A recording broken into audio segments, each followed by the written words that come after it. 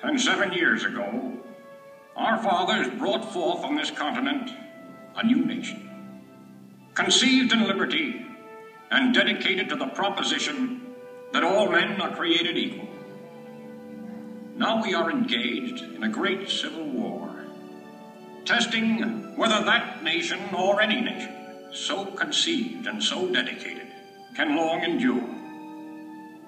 We are met on a great battlefield of that war.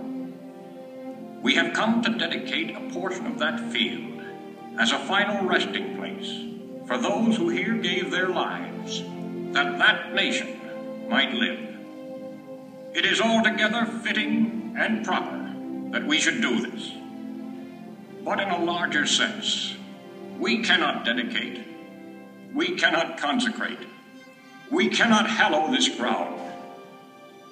The brave men, living and dead, who struggled here, have consecrated it far above our poor power to add or detract. The world will little note, nor long remember what we say here, but it can never forget what they did here. It is for us, the living, rather, to be dedicated here to the unfinished work which they who fought here have thus far so nobly advanced. It is rather for us to be here dedicated to the great task remaining before us, that from these honored dead we take increased devotion to that cause for which they gave the last full measure of devotion.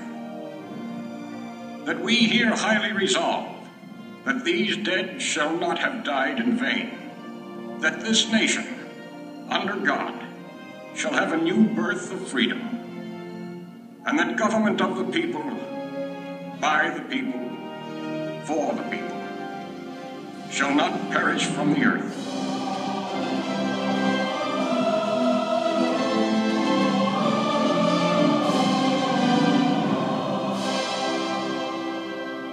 This nation did have a new birth of freedom,